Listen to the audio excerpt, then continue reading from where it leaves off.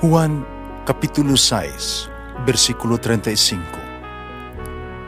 Si Jesus miingon kanila, "Ako mao ang pan nga naghatag sa kinabuhi.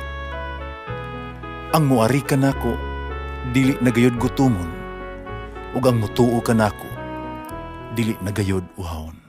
Ang mga puno Pan sa kinabuhi.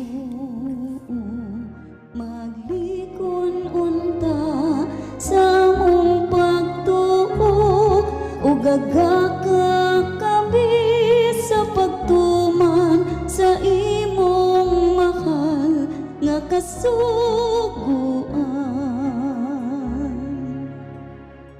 Ang ginubanaa ninyo, Santos ng Ebanghelyo sumala ni San Lucas. Usa ka adlaw ni Ana, nagtindog si Jesus sa daplin sa lanaw sa Hinizaret, samtang nag-ilugay ang mga tao pagduol kaniya o pagpamati sa pulong sa Dios. Dito sa lapihan, nakita niya ang duha kasakayan, nagibiyaan sa mga ngisda, kanang waswas man sila mga pukot. Miluwan si Jesus sa usa ka niining sakayan, nga iya ni Simon, ug gihangyo niya si Simon sa pagtulod niini og jutay ngadto sa tubig. Nya milingkod si Jesus sa sakayan, ituluan niya ang mga tao. Sa kahumana siya sulti, gina niya si Simon, "Palawod kamo, o itaktak ang inyong mga pukot para makakuha kamo." Si Simon mitubag, "Magtutudlo, naghago kami sa tibuok gabi o wala kami makakuha. Apan, nagsugo ka man, akong itaktak ang mga pukot." Ilang itaktak ang mga pukot, ug hilabihan kadaghang isda ang ilang nakuha, nga tungod niini ang ilang mga pukot hapit magisi. Busa, gikamay nila ang ilahang mga kauban dito sa laing sakayan, aron muduol umutabang kanila. Nanuol ang ilahang mga kauban, ug ilang gipuno pag-ayo sa isda ang duha ka sakayan. Katungod niini hapit na sila malunod.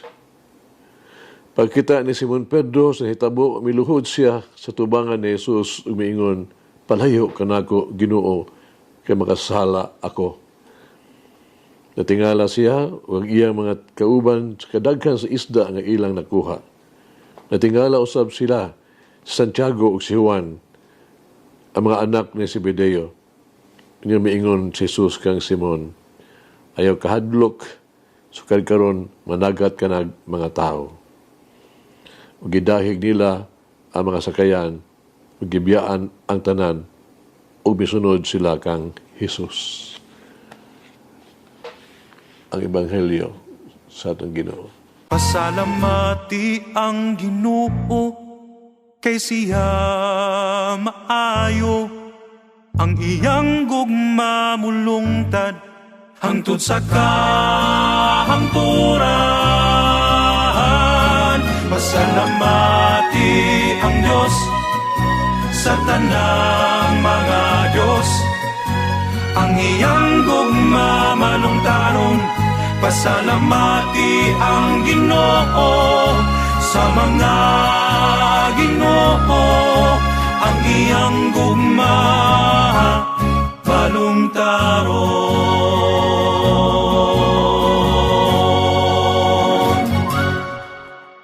Ato ko nung pamalandungan karon ang naghitabo lipas kibuhat ni San Pedro. Misugot siya nga itaktak ang mga pukot sa hangyo ni Jesus. Mag-usab. Wala mo reklamo si Pedro, wala mga tarungan si Pedro.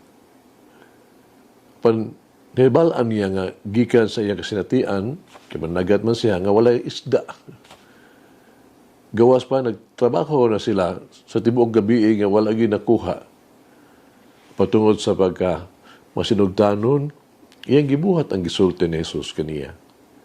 O siyang dakong katingala, dihay milagro. Adunay taghang kayong isda nga ilang nakuha. Kung sa magkini alang ka nato, Para nako kini usa ka leksyon sa pagkadisipulo. Una aron mahimong tinun-an ni Jesus, kinahanglan may katakos kita sa pagkamati kaniya. Dili na nato kinahanglan pangutan-on ang iya mga pamaagi. Dili kita kinahanglan nga magduha-duha sa iya mga kabubuton. Hindi nato isultig ngano ako, pero imbes mangutan ta unsaon o nganong dili ako, karon hatagan ta og higayon sa Jesus sa pagsulti kanato. Paggahin og panahon alang kang Jesus. Paghimo og kahigayunan nga makauban sa Jesus. Ug dayon paminawa siya. Ikaduha, aron mahimong disipulo na Jesus, kinahanglan andam kita sa pagsunod kaniya. Nabiluan ni Jesus kung unsa ang labing maayo para kanato.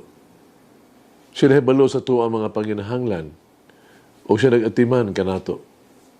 Apan kinahanglan tumano nato ang iyang gisulti. Namati si Pedro. Unya mituman siya. Wala siya makilalis kang Jesus. Wala siya musalig lang sa iyang personal kasinatian siyang kahanas. Misalig siya kang Jesus, bituo siya sa iyang mga pulong. Unya, gisunod niya ang tanang yung instruksyon ni Jesus. Buhatan lang ang iyang gisulti ka nato. Ato lang kung asa ta niya ipadala. O kung kita maminaw o mutuman, na adunay usa ka dakong sorpresa alang kanato gikan sa Dios. Dunay usa ka milagro gikan kaniya. Sigurado nga adunay usa ka daghang itang makuha. Tugilanon kini sa katigulang nga pare na ilhan tungod sa iyang pagkabalaan. Ang mga pilgrims may adto kaniya aron pagkumpisal ug alang sa espirituhanon nga tambag. 80 anyos na ning padiya. May gugol siya sa dagang oras, tiyas kumpisalan, nagatiman sa masakiton, naghatag siya mga maayog yung mga wali. Usa ka pilgrim ingon nga makapadasig nga makita ka ang usa ka tigulang nga pare. Nagpadayon pagtrabaho, walay kakapoy alang kang Jesus. Ngutana siya sa pare, kung pila nagi iyang edad. Nakurat sa pangutana ang tigulang nga pare, pero siya mitubag. Buong pa niya, bata pa kayo ko. Tigali mga 20 anyos pa ko. Kinitungod kay nag-ihap lang ako sa mga tuig nga ako tinuog yung naghingpit nga nagpuyo o nag-alagad sa Dios. Unsa pa ang anaasa ko ang kinabuhi ang kinahanglan ako itugyan sa Jesus. Mag-ampo kita.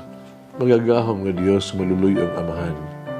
Salamat ako kanimo sa akong kinabuhi. Gidahay ko ikaw kung unsa ako ug unsa anaakan ako. Sa imong dakong kaluoy kabadagayaon nga gugma tuguti ako nga magkinabuhi alang kanimo lamang. Tuguti ako kay paambit ang ako ang mga panalangin sa uban. Dada ako ngadto sa imong parasan ug dawata ako igog imong trabahante. Isaad ko nimo akong labing maluluyon nga amahan. Akong ihatag ang akong labing maayo. Magkugi ako. Gabito na ako ang tanan nga imong gihatag sa hingpit. Kinising-kasing nga walay kondisyon alang kanimo. Amen. Mama Mary, guide me that I may fully trust the work Jesus is doing in my heart.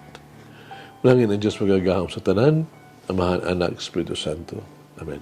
May the Lord of the divine mercy bless us all, heal us from all diseases and suffering. Ayun unta niya kita, tanang mga sakit na sa lawas, o sa kalag, body and soul. In the name of the Father, the Son, and of the Holy Spirit. Jesus, I trust in you. Amen. Whoever eats the bread of life will never hunger, says the Lord. Kay galaan inyong nabati ang pagpaambit ug hamubong pamalandong sa pulong sa Dios pinaagi sa tulumanon pan sa kinabuhi nga gidumala ni Monsignor Daddy Silva. Hangtod na usab sa sunod higayon, daghang salamat.